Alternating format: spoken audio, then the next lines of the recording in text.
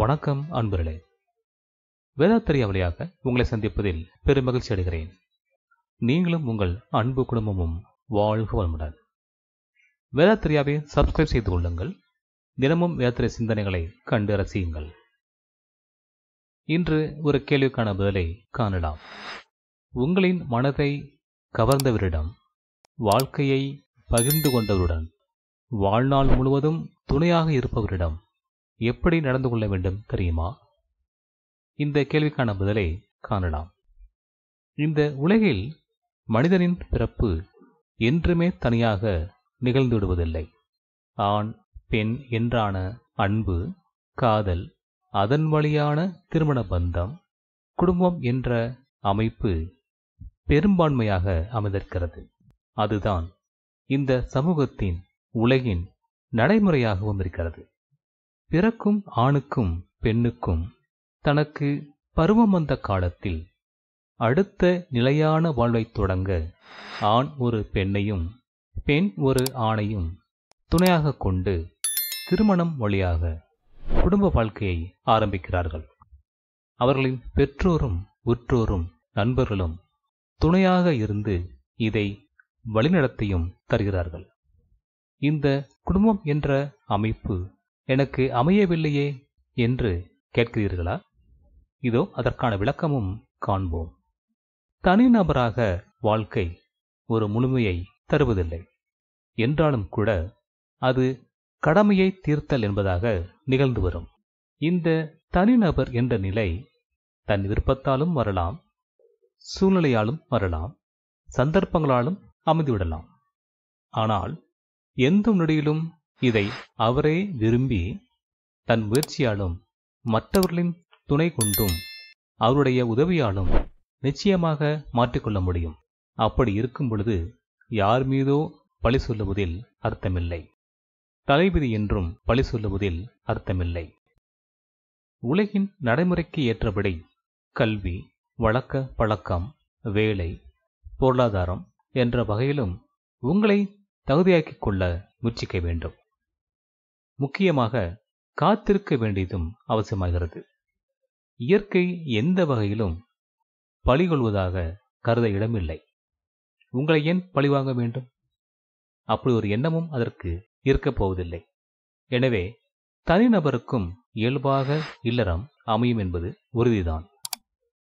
எந்த வகையிலும் ஆண் பெண் என்று இருந்தவர்கள் கணவனும் மனைவியுமாக ஒருவருக்கு ஒருவர் துணையாக சடங்குகள், சம்பிரதாயம், வழக்கம் வழியாக, ஒப்பந்த பதிவு வழியாக திருமணமாகி இல்லறத்தை தொடங்குகின்றனர். அந்த இல்லறம் சிறப்பாகவே தொடர்கிறதா என்ற கேள்வியை முன்வைத்தால், சிறப்பாகத்தான் சென்று கொண்டிருக்கிறது என்போருக்கு என்னுடைய நல்வாழ்த்தை பகிர்கின்றேன். அது சிறப்பாகத்தான் தொடங்கியது உண்மைதான். ஆனால் இன்றோ தடுமாறுகிறது என்பது பெரும்பாலோரின் கருத்தாக இருக்கும். சிறப்பாக தொடங்கியது ஏன் தடுமாறுகிறது என்று அதில் சிக்கிக்கொண்ட கணவனும் மனைவியும் சிந்திக்கின்றனர். அதை விலக்கிட, தீர்த்திட முயற்சிக்கின்றனர். ஆனால் அவர்களே அறியாமல் மேலும் மேலும் சிக்கிக்கொள்கின்றனர். இதற்கு பிறகு அந்த தடுமாற்றம் அவர்களை பாதை மாற்றி திசைக்கு ஒருவராக பிரித்தும் வைக்கிறது. இந்த தடுமாற்றம், சிக்கல், பிரச்சனை ஆகியவற்றுக்கு தீர்வு என்ன என்று வேதாத்திரி மகர்ஷி அவர்களிடம் அன்பர்கள் கேட்கிறார்கள். அவர் ஒரு துறவியாயிற்றே என்ற கேள்வி எழுந்தாலும் கூட அதற்கு அவரே பதிலும் சொல்லுகிறார். நான் துறவியாகவே ஆன்மீகத்தில் நுழையவில்லை. உங்களைப் போல நானும் இல்லறத்தில் வாழ்ந்து அந்த நிறைவில்தான் யோகத்தில் நின்றேன்.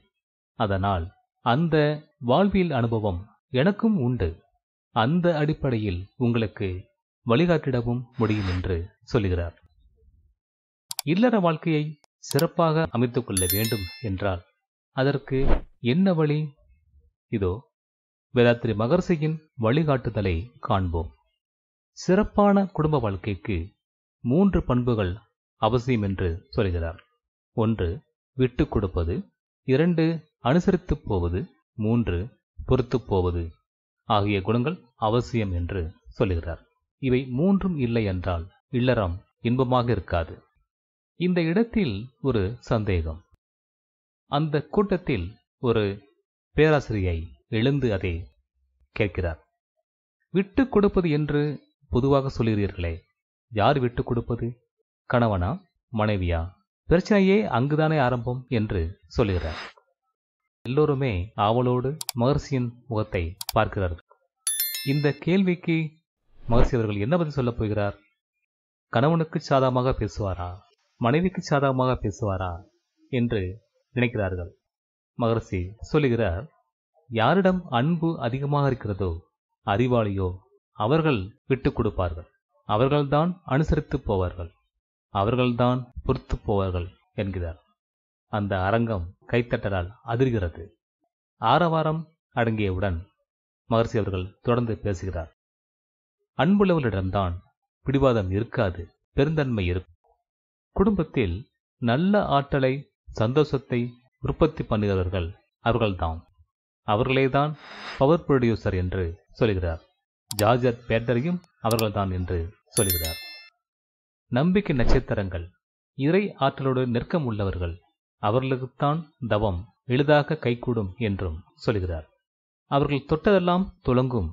அத்தனை சிக்கல்களுக்கும் தீர்வாக அவர்கள் திகழ்வார்கள். அருட்பேராற்றலால் ஆசீர்வதிக்கப்பட்டவர்கள் என்று சொல்கிறார்.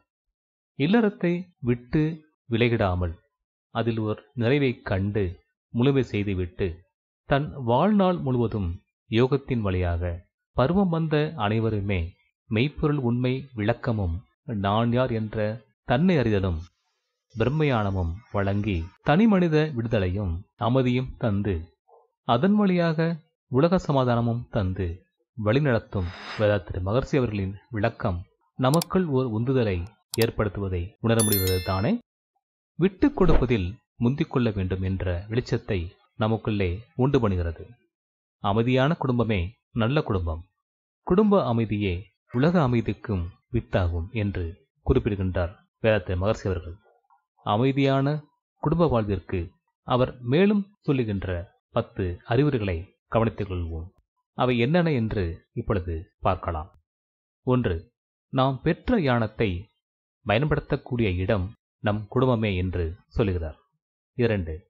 கணவன் மனைவி உறவுக்கு இணையாக உலகில் வேறெந்த உறவையும் சொல்ல முடியாது என்று குறிப்பிடுகிறார். 3. குடும்ப நிர்வாகம் செய்வது உங்கள் அறிவாகத்தான் இருக்க வேண்டும். எந்த சூழ்நிலையிலும் உணர்ச்சிகள் நிர்வாகம் செய்யக்கூடாது என்று எச்சரிக்கை செய்கிறார். 4. வரவுக்குள் செலவை நிறுத்துங்கள். அது குடும்ப அமைதியை காக்கும். வீண் செலவுகள் செய்ய வேண்டாம் என்று சொல்கிறார். மேலும் அந்த வீண் செலவு குடும்ப அமைதியை குலைக்கும் என்று சொல்கிறார். 5. ஒரு குடும்பத்தில் உள்ள எல்லோருக்கும் பொருளீட்டும் திறன் வேண்டும் என்று குறிப்பிடுகின்றார். அல்லது ஏதேனும் ஒரு வகையில் பொருளீட்டும் திறன் பெற்றிருக்க வேண்டியதும் அவசியம் என்று சொல்கிறார். சிலர் அதிகம் சம்பாதிக்கலாம், சிலர் குறைவாக சம்பாதிக்கலாம். அப்படி இருந்தாலும் அதை காப்பது, நுகர்வது, பிறருக்கு இடுவது ஆகிய செயல்களில் சமமான பொறுப்பு வேண்டும் என்று எச்சரிக்கிறார். 6. கணவனுக்கு தெரியாமல் மனைவியோ, மனைவிக்கு தெரியாமல் கணவனோ சம்பாதிப்பதும் செலவு செய்வதும் சேமிப்பதும் சரியாக இருக்காது. அது பிணக்கிற்கு இடம் தரும் என்றும் குறிப்பிடுகின்றார். மனதில் ஒளிவு மறைவு வைத்துக் கொண்டிருந்தால் தெய்வீக உறவு இருக்காது என்றும் சொல்கிறார். பொறுப்பற்று வீண் செலவு செய்வோராக இருந்தால் இது இன்னும் சிக்கலாகிவிடும் என்றும் சொல்கிறார். 7. குடும்ப அமைதி நிலவ சகிப்புத்தன்மை, விட்டு கொடுத்த தியாகம் என்ற 3ஐயும் கடைபிடித்து வர வேண்டும் என்று முக்கியமாக சொல்கிறார். 8. பிறர் குற்றத்தை பெரிதுபடுத்தாமல் பொறுத்தலும் மறத்தலும் அமைதிக்கு வழிவகுக்கும் என்றும் குறிப்பிடுகின்றார். 9. தனக்கு கிடைத்த வாழ்க்கை துணையை பற்றி யாரும் குறை கொள்ள தேவையில்லை என்றும் சொல்கிறார். ஏனென்றால் இது இயற்கையாக அமையக்கூடிய ஒரு அமைப்பாகும். அவரவர் அடிமனமே இதை தேர்ந்தெடுத்துக் கொள்ளும் என்றும் சொல்கிறார். 10. நல்ல குடும்பத்தில் நன்மக்கள் தலைப்பார்கள். பிறவி பெருங்கடல் நீந்துவதற்கும் குடும்ப அமைதி இன்றியமையாததாகும் என்றும் சொல்கிறார். அறிவுரைகளை நாம் கடைபிடித்து வந்தால் நம்முடைய குடும்பம் அமைதியாக இருக்கும் என்பதை நாம் புரிந்து கொள்ள முடியும். இந்த உலகில் மகிழ்ச்சி, சந்தோஷம், நிறைவு என்பது என்ன என்பதை நாம் புரிந்து கொள்ளவும் முடியும். அதை நாம் வாழ்நாள் முழுவதும் போற்றி காக்கவும் முடியும். இந்த உலகில் நாம் முழுமையையும் அனுபவித்து கர்ம வினைகளையும் திருத்து நம்முடைய வாரிசுகளுக்கு ஒரு நல்வாழ்க்கையை அமைத்து தரவும் நம்மளால் முடியும் என்பது உறுதியானது. நல்லது நண்பர்களே, நாம் மீண்டும் அடுத்த ஒரு பதிவிலை சந்திப்போம். நன்றி. வாழ்க வையகம், வாழ்க வளமுடன். வணக்கம் அன்பர்களே. வாழ்க வையகம், வாழ்க வளமுடன். வேதாத்திரிய சேனலோடு இணைந்து கொள்ளுங்கள். உங்கள் உடல் நலம், மனவளம், உயிர் வளம் பெருக்கிக் கொள்ளுங்கள். உங்கள் வாழ்க்கையையும் பொருளாதாரத்தையும் உயர்த்திக் கொள்வதற்கான வழிகள் இங்கே சொல்லப்படுகின்றன. இன்றே சப்ஸ்கிரைப் செய்து கொள்ளுங்கள். வாழ்க வளமுடன்.